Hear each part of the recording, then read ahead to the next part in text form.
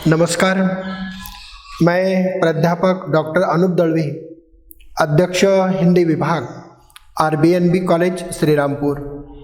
आज हम FY BA इस कक्षा की अन्नपूर्णानंद जी के द्वारा लिखित व्यंग्य कहानी अकबरी लोटा, इस कहानी का अध्ययन आज हम लोग करेंगे।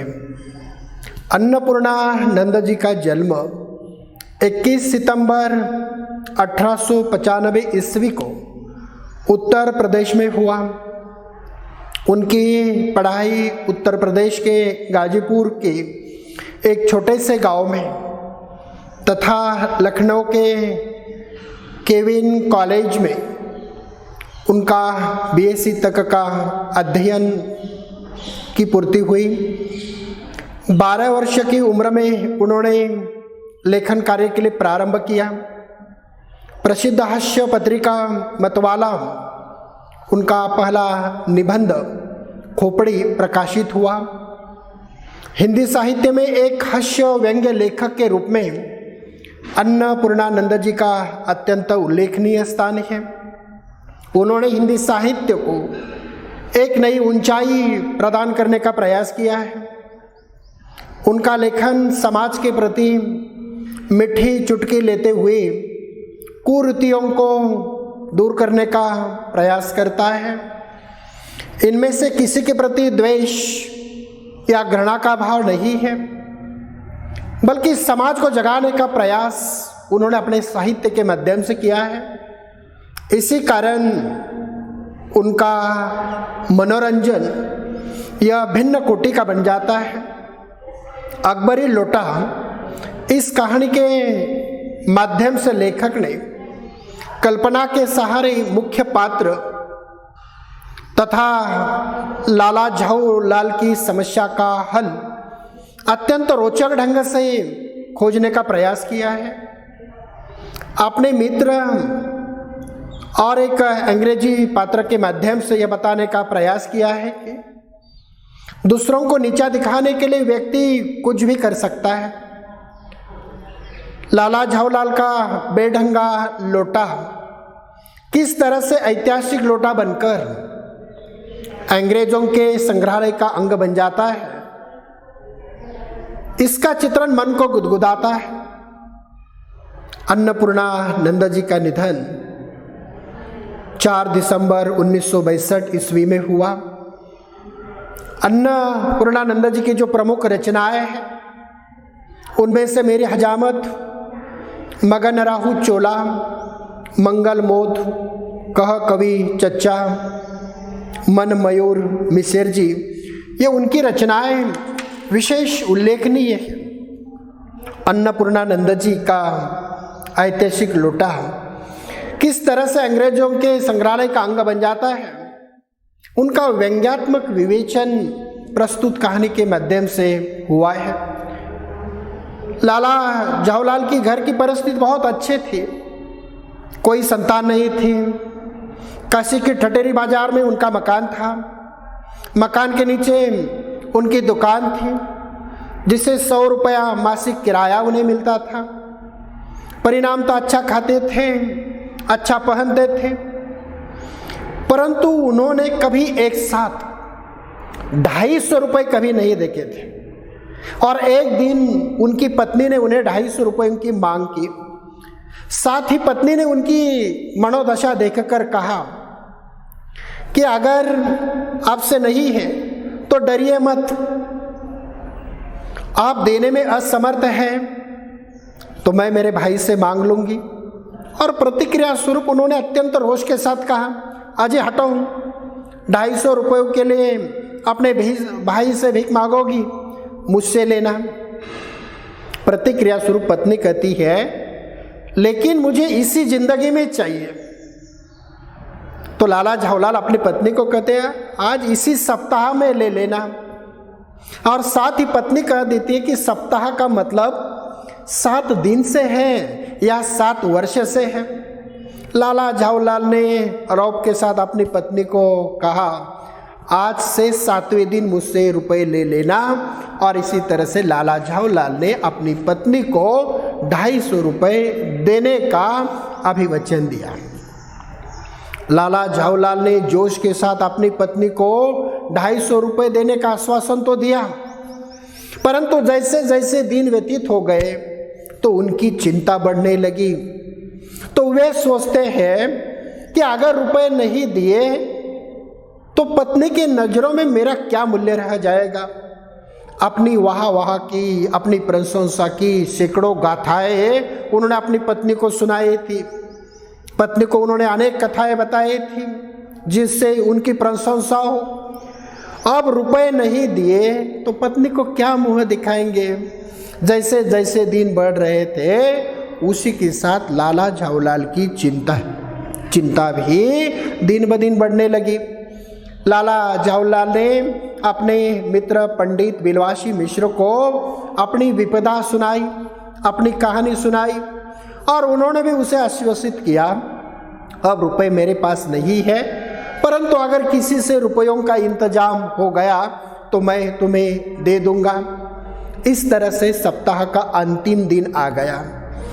लाला झाऊलाल सोचते हैं कि रुपए न देने पर पत्नी तो फांसी पर नहीं चढ़ाएगी, परंतु जरा से हंस देगी।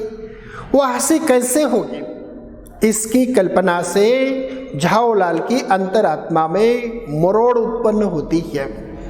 उन्होंने पंडित बिलवासी मिश्र पर उनका काफी भरोसा था। उन्होंने रुपए नहीं दिए तो रुपयों का इंतजाम कहीं से भी नहीं हो सकता है, यह उन्हें पता था। और 250 रुपयों की उधेड़-बुन में उसका इंतजाम करने के लिए लाला झाऊलाल उनके घर के छत पर टहल रहे थे। प्यास लगने के कारण नौकर को आवाज दी, परंतु नौकर घर में नहीं था और इसीलिए पत्नी पानी लेकर आई। लेखक स्त्रियों की शोचनीय स्थिति के बारे में, दशा के बारे में सोचते हैं। कहते हैं, आप तो जानते ही हैं कि हिंदू समाज में स्त्रियों की स्थिति कैसी शोचनीय है। जब पति नालायक को प्यास लगती है तो पत्नी बेचारी को पानी लेकर हाजिर होना पड़ता है। पत्नी पानी गिलास में न लाकर एक लोटे में लेकर आती है। जो लोटा लाला झाऊलाल को कतई पसंद नहीं था, उस लोटे की जो गठन थी वह अलग ही प्रकार की थी। परंतु लाला झाऊलाल अपनी पत्नी का बहुत अदब अर्थात सम्मान करते थे, इसी को सभ्यता कहते हैं। वह गुस्सा पीकर पानी पीने लगे। 1-2 घूंट भी पानी नहीं पिए होंगे तो वह लोटा हाथ से छूट गया और वह लोटा गली में जाकर गिर जाता है।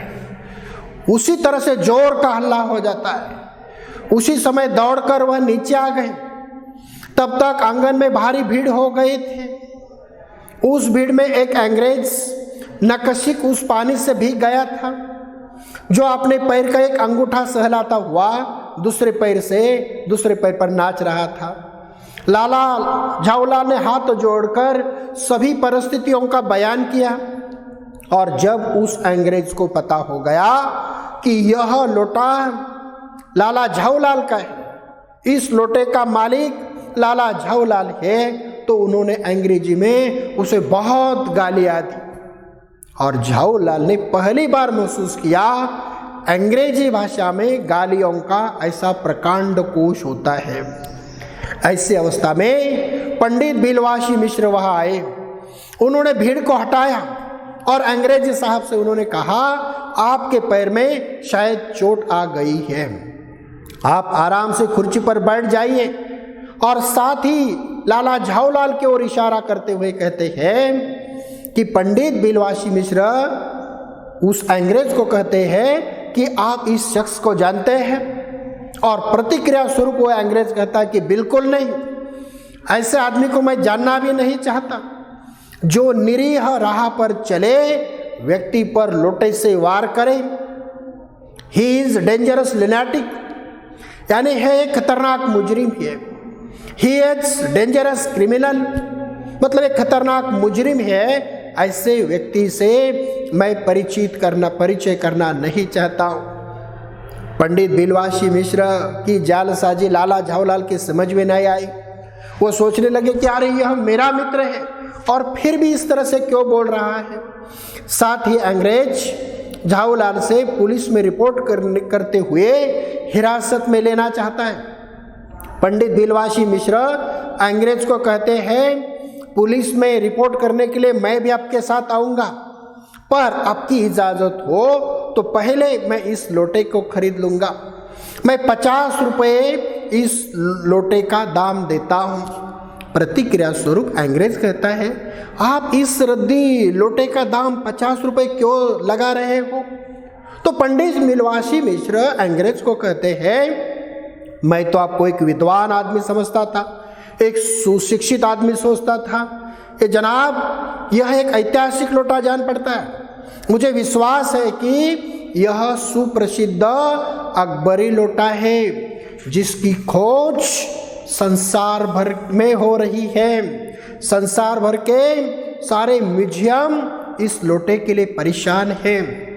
साथ ही पंडित बिलवासी मिश्र लोटे का ऐतिहासिक विवरण प्रस्तुत करते हैं, लोटे का ऐतिहासिक महत्व प्रस्तुत करते हैं। पंडित बिलवासी मिश्र 16वीं शताब्दी की बात दोहराते हैं।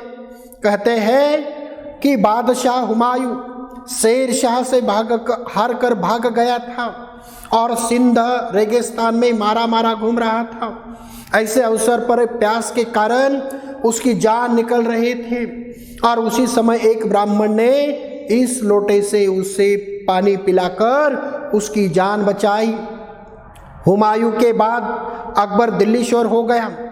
तब उन्होंने ब्राह्मण को 10 सोने के लोटे देकर इस लोटे को उन्होंने खरीदा। यह लोटा अकबर बादशाह को बहुत ही प्रिय था और इसीलिए इसका नाम अकबरी लोटा यह पड़ गया। इसका विवरण सुनकर अंग्रेज बहुत खुश होता है। साथ ही पंडित बिलवासी मिश्र कह देते हैं, म्यूजियम वालों को अगर पता लग गया तो भारी दाम देकर इस लोटे को खरीद सकते हैं। इसीलिए यह कोई साधारण लोटा नहीं है, यह ऐतिहासिक लोटा है। पंडित बिलवासी मिश्र ने बहुत बढ़ा चढ़ाकर उस लोटे का विवरण अंग्रेज के सामने प्रस्तुत किया। पंडित बिलवासी मिश्र द्वारा लोटे का विवरण सुनकर अंग्रेज कहता है, मुझे भी पुरानी और ऐतिहासिक चीज़ों का संग्रह करने का शौक है। पंडित बिलवासी मिश्र अपनी पुरानी और ऐतिहासिक चीज़ों का संग्रह करने की बात दोहराने पर अंग्रेज लोटे को खरीदना चाहता है। वह कहता है, खरीदने पर अपना अधिकार जताता है और वह कह देता है, इस लोटे ने मुझे स्नान कराया, पैर पर गिरकर मेरे अंगूठे का भुरता बनाया और इसीलिए इसे खरीदने का पहला अधिकार मुझे है। पंडित बिलवासी मिश्र लोटे का दाम लगाने के लिए अंग्रेज को कहते हैं। तो अंग्रेज अपने रुपयों को बढ़ाता ही चला गया। 100 से 150, 150 से 200, 200 से 250 और 250 से 500 रुपयों तक अंग्रेज ने उस लोटे का मूल्य बढ़ाया। अंत में पंडित बिलवासी मिश्र अंग्रेज को कह देते हैं, अब यह लोटा आपका हो गया, आप ले जाइए, मेरे पास 250 से अधिक रुपए नहीं है। और अंग्रेज बड़ी खुशी से 500 रुपये निकालकर उस लोटे का दाम उन्हें दे देता है। अंग्रेज लोटा लेकर कहता है, अब मैं हंसता हुआ अपने देश में लौट जाऊंगा। मेजर डगलस की डीक सुनते सुनते मेरे कान पक गए थे। पंडित बिलवासी मिश्र मेजर डगलस के बारे में जानना चाहते हैं कि मेजर डगलस कौन है।